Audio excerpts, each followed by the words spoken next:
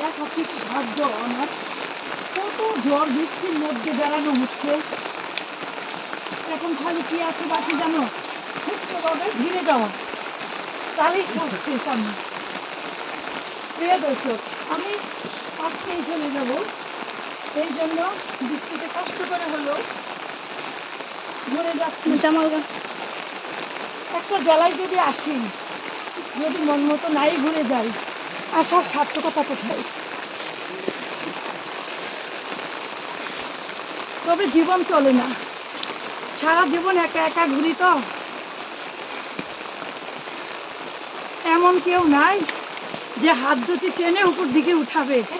High প্রিয় দর্শক, কেউ নেই যে আমার হাত দুটি কেউ ধরবে বা তুলবে।